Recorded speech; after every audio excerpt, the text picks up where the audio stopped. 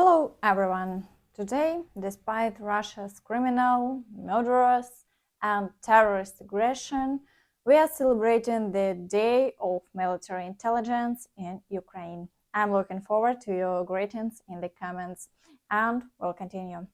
As of today, activity along almost the entire front line shows no signs of abating.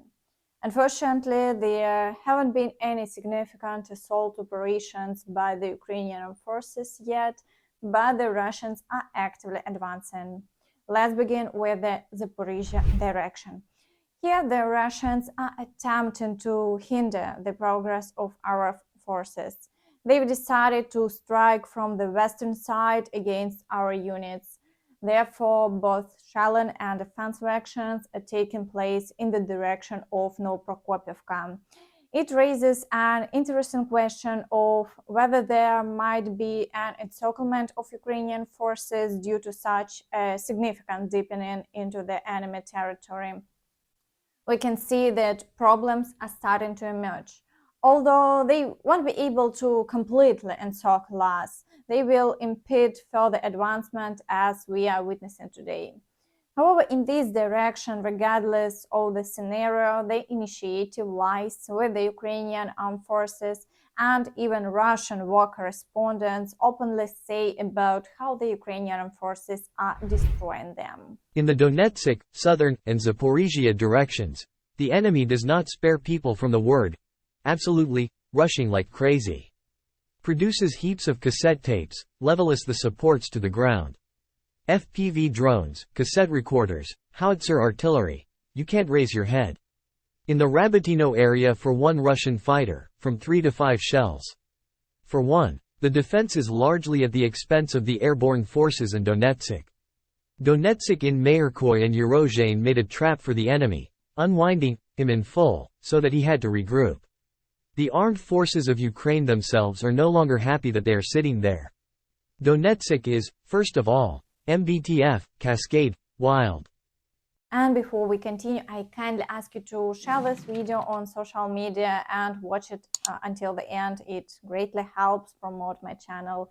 And we're soon approaching 1,000 subscribers, and I appreciate everyone who supports my content.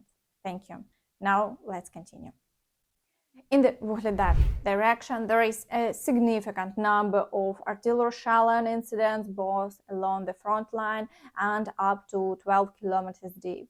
The Russians are actively conducting reconnaissance using various means and are trying to target our equipment to prevent the Ukrainian armed forces from launching a new wave of offensive actions. If we look at the geolocation map, we can see that the Ukrainian armed forces are also actively striking in the Staromlynivka and Mukilsky areas. However, there haven't been any active assault operations yet. Tactical battles are currently taking place in the Novodonetsk and Novomayorsk areas, with some small successes reported. We are waiting for confirmation, but the occupiers claim that it's hell. Additionally, there have been reports of explosions in Mariupol yesterday evening, but details are still lacking. The Russians report that 2 rockets were shot down. Also today, a map was published showing the damaged and destroyed Russian aviation. As we can see, there isn't much of it left, so the work continues. In the Kherson direction, the situation remains unchanged. The shelling continues, but there is no advancement of our forces along the front line. The Russians, in principle, don't plan to advance to the right bank since their positions are not even close to the river. Therefore, they remain in the defensive. In the Kupiansk direction, based on Syrsky's statement, the occupiers are still planning offensive actions and continue to gather their forces for attacks. For now, we see active artillery preparation and there are no changes along the front line. Meanwhile, in the Svatovo area, active combat operations continue. The Russians are launching serious attacks with the support of tanks and artillery, but despite this, the Ukrainian forces are doing everything they can to hold their defense, and they are succeeding. We await the outcome of these attacks. In the Kremenna and Siversk areas, heavy shelling has been ongoing for several days, but there haven't been no reported offensive actions, and the situation along the front line remains unchanged. The Ukrainian armed forces are maintain their defensive positions, and there have been no reports of tactical battles. In the Bakhmut direction, the situation has deteriorated significantly today. Previously, the difficulty was mainly from the south, but now there are intensified attacks from the north of Bakhmut. In this direction towards Zelezhnyansk, the occupiers are conducting offensive actions and attempting to expand their northern Bakhmut flank. From the south, Russian offensives continue in the Klishchiivka area. It has been reported that attacks towards Bilahora were repelled, and over the past day the front line remains unchanged. Additionally, there were reports of explosions in Kadiivka on the occupied territory yesterday, but details are not yet available. In the Avdiivka direction, there continue to be shelling incidents around Avdiivka and the surrounding areas, but no offensive actions have been reported. However, the situation in the Mariinka area is quite complex due to heavy shelling and ongoing offensives that show no signs of stopping. Information regarding the advancement of Russian forces in Mariinka hasn't been confirmed yet, but several sources have reported their progress, so confirmation is awaited. Even the occupiers have managed to advance by another street in Mariinka over the past year. It doesn't pose a critical problem. Many lives are lost daily for the sake of these matters. Meanwhile, it has been confirmed that 16 people died as a result of the strike on Konstantinivka on September 6th. The police rule out the version that the enemy used artillery. This was stated by the head of the communication department of the Donetsk Regional Police, Alexandra Gavrilko, during a national news telethon. According to official information, as of now, there are 16 bodies of deceased individuals and 33 wounded. Initially, there was information about 17 fatalities.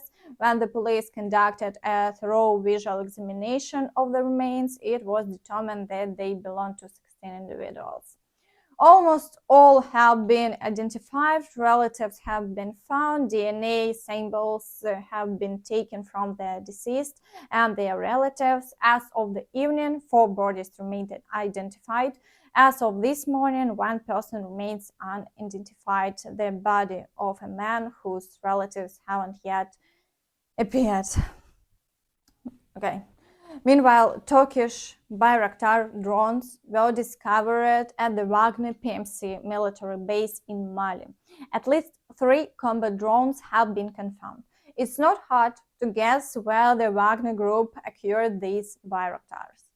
However, it's not just the Russian side that is acquiring new unmanned aerial vehicles. It's reported that the first 15 combat multiple-purpose unmanned aerial vehicles Punisher were transferred to the armed forces of Ukraine by the Ukrainian company Cosmolot. These drones feature a unique modification that provide an advantage over the enemy, as they are resistant to electronic warfare and allow for the destruction of enemy targets deep within their territory. Furthermore, a video has emerged on social media showing a Ukrainian correspondent speaking with former Wagner PMC mercenaries, where they disclosed the orders issued by their command, including those from Yevgeny Prigozhin himself. Давал такой приказ: вот 2 гранаты в окно, 2 гранаты в дверь, а потом заходишь и добиваешь. Сам Пригожин.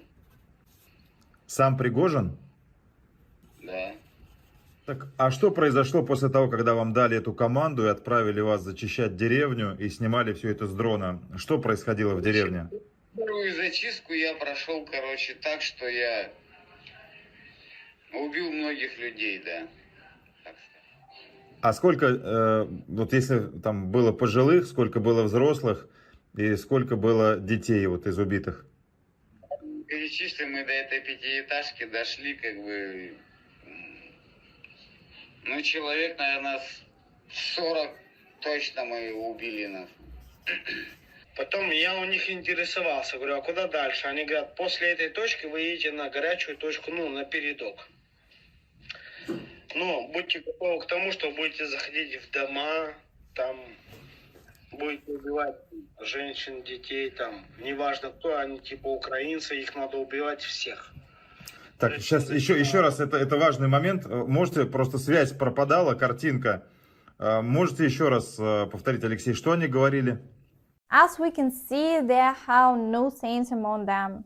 Friends, that's all from me. Don't forget to subscribe, like, and hit the notification bell to stay updated on all the latest news. Thank you for watching and see you next time. Bye bye.